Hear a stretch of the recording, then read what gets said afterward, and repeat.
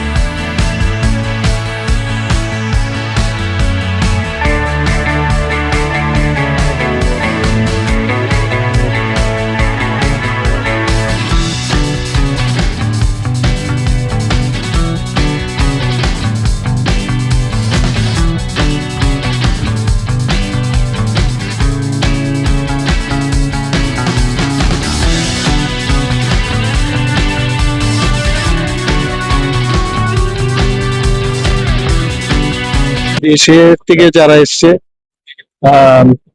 আর দেশেরও যারা এসছে সবাই আজকে কথা বললো। তো এই ধরনের এক একটা সেক্টরে আমরা যেসব কথাগুলো বললাম তার বাইরেও অনেক সেক্টরে ওরা মানে ইনভেস্ট করতে চাইছে। এখন হিউজ অ্যামাউন্ট, কেউ 200 কোটি টাকা, কেউ 500 কোটি টাকা, কেউ 4,000 কোটি টাকা। তো বিভিন্ন স্কিল ডেভেলপমেন্ট থেকে আরম্ভ করে মেডিকেল, হেলথ, মানে সব জায়গায় সেক্টরের লোকের সাথে কথা হয়েছে। ইভেন আমাদের এগ্রিকালচার উপর, আইটির উপরেও তারা ইনভেস্ট করতে চায়। তো দে আর ভেরি হ্যাপি। এবং এখানে আসার পর আমাদের যেভাবে আতিথেয়তা দেখে ওরা মুগ্ধ হয়ে গেছে। এবং আমার মনে হয় যে এটা করাতে আমাদের আগামী দিন যেটা আমরা বলছি যে ত্রিপুরা ডেভেলপমেন্টের একটা নতুন দিশা দেখা।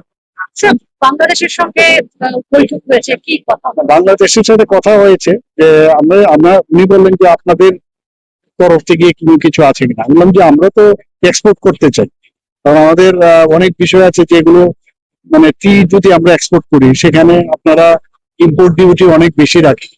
তো যে আপনারা যে জায়গা থেকে টি আনেন তার থেকে ওকে আমরা অনেক কম ইম্পোর্ট ডিউটি বা প্যারালাল এখন আমরা রেডি আছি।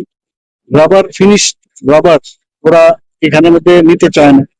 তো আমরা বললাম যে ভ্যালু এডেড বা ফিনিশ রাবার যদি আপনারা নেন তাহলে সুবিধা হবে। ওনাদেরকেও বলেছি আপনাদের যে বিভিন্ন সিমেন্ট আছে বিভিন্ন কোম্পানি বা যে আপনাদের স্টোন চিপস আমাদের আসবে, ফিশের বিষয়ে আমি কথা বললাম। তো যেহেতু গিভ এন্ড টেক পলিসি, আপনারা বরং বেশি লাভবান হবে না, মানে আপনাদের এইগুলো তো সব ফ্রিজ হয়ে আছে। এটা যেহেতু একটা এখন ইন্টারন্যাশনাল বিষয়, এই বিষয় নিয়ে কথা হয়েছে যতক্ষণ ধরে আমাদের বিনিয়োগকারীদের থেকে ফরেন যারা বিনিয়োগকারী হচ্ছেন তাদের সঙ্গে কথা কতটা fruitful?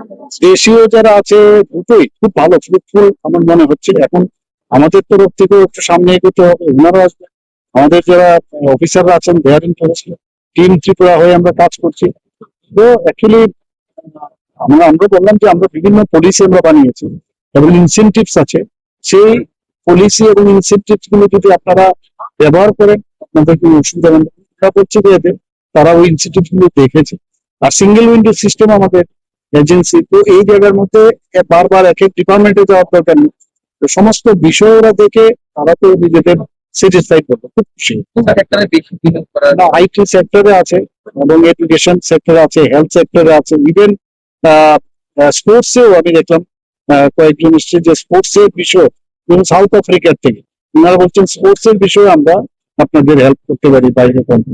এটা কিছু যদি আমাদের এখান থেকে লোক যাবে, ওদের এখান থেকে লোক আসবে, in all sector, agriculture, horticulture, আমাদের বিশেষ করে আমাদের যে ট্যুরিজম সেক্টর প্রচুর লোক এসছে। অনেকে আছে বিল্ডার্স যারা আছে, বিভিন্ন প্রজেক্ট টাউনশিপ যেটা আমরা ওদের হচ্ছে টাউনশিপ ওরা বিনিয়োগ করতে চাইছে।